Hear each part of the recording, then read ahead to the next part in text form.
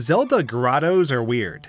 They are these small holes scattered around Hyrule in Ocarina of Time. And while a lot are similar, some are different. Some, like the Sacred Forest Meadow Grotto, were even used in hoaxes because of how strange they looked. It had shiny, abstract walls and a fight against two Wolfos. But out of context, this area looked bizarre and magical compared to anything else in the game. And since grottos were well hidden, not every player found all 30 plus of them.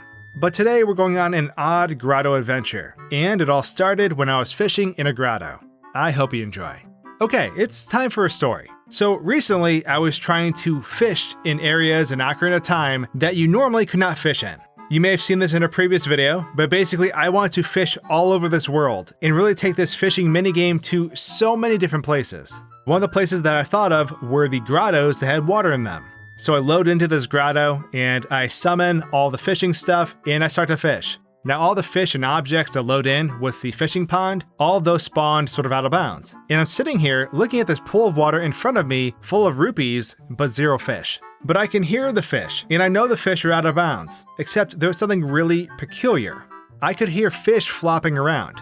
Now fish do not flop unless they're on solid ground without water. And when I checked, I could see that there were fish out in the void flopping around. And this immediately made me curious, because loading in the object set for the fishing minigame normally does not cause anything to spawn with collision. So that means whatever these fish are on had to have been there. So of course, as confused as I am, I decide to head out of bounds. And what I find is I actually land in an invisible room. So I'm standing here, looking back at the room I just came from, and I'm just scratching my head, wondering what is this? What did I just find? So I start moving towards the big cluster of fish that are on the ground, and they're hopping up and down, and not long after that, I trigger a warp. And the next thing I know, I find myself in the Great Deku Tree.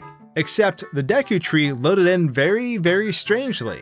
The camera is locked, and I honestly cannot find Link anywhere. And I'm going to pause the story right there and go back to what I was just talking about before, because I want to understand how I got to where I was. So I'm back in the grotto. This time I'm using a collision viewer.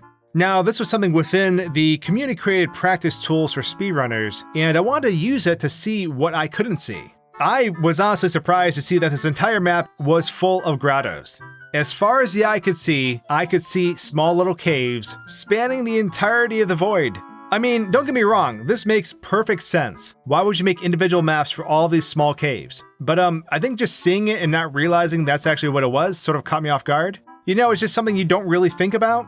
So I began to hop from grotto to grotto, making my way through this vast underground network of closed-off caves. And what's interesting is that these individual grottos are not loaded, right? So they don't exist, we can only see them because of the collision viewer, and all the objects within are also gone. However, the little pads that you step on that let you exit the grotto, those were still intact, or at least their function was. And of course, touching any of these would initiate a warp. But let's talk about entering and exiting grottos for a second here. Now, normally what happens when you find a hole in the ground and you go down it, the game marks where you left from. So, for example, if I were to open up the hole that has the Redeads in it in Kakariko Village, upon exiting this grotto, I will spawn hopping out of this hole. There is a universal value defined for where Link should be for when he's leaving grottos, and this value is set when you enter one. So I could go back down to this grotto and then go off into the void into a grotto that isn't this one, and then try to exit from one of these unloaded grottos, and it is still going to bring me back to Kakariko Village. It just looks at the reference value, queues it up, and warps us to where we were. So why the Deku Tree? Why was I warped to the Deku Tree before? Well, it's because I entered this grotto improperly.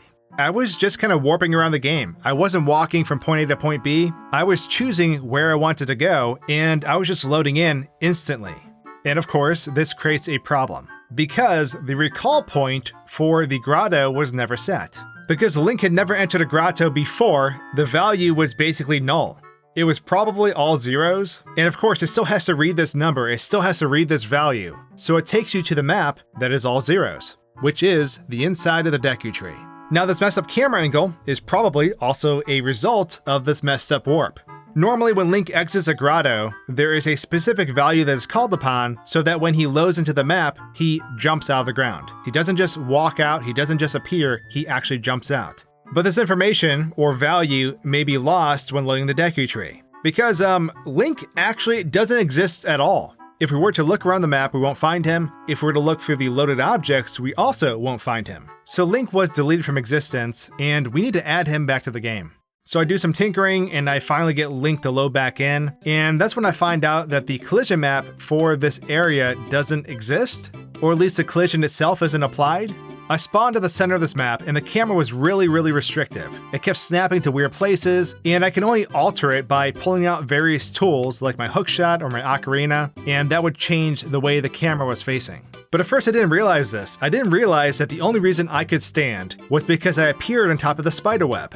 Link spawned in at the absolute center of the map, which is on top of the spiderweb, and that prevented me from falling out of bounds. Because the second I tried walking out of bounds, well, something also odd happened.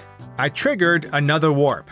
And the next thing I knew, I was within the potion shop as an adult during the child timeline of Hyrule Castletown. I'm gonna be honest, I'm sure there's some messed up pointers or something, but I'm not entirely sure what caused this to happen. I am certainly not an expert when it comes to wrong warps and things like that when it comes to Zelda. Maybe some of you who know more than me in the comment section can add some context on that. But all I knew was that I was an adult in this area that I shouldn't be in, and upon exiting, I found myself in the ruined Hyrule Castletown. I straight up just walked out of a destroyed building. I mean, this is where the entrance is for the actual potion shop, but in this era, the town has certainly seen better days. Looking at the collision map, we can see that the doorway is there, but we can't reach it. Yeah, imagine telling that to a friend while sitting at a bar. Yeah, so I was fishing in this underground cave, and I accidentally stepped into the Backrooms of Zelda. I warped to a tree that deleted me from existence, but when I came to and I fell into the Great Void, I spawned in a potion shop from the past, and then stepped out back to the future surrounded by zombies. Yeah, that definitely sounds unbelievable, but that's Zelda for you. I hope you guys enjoyed this weird breakdown. Subscribe if you did, and of course, I will see you all in the next video. Cheers!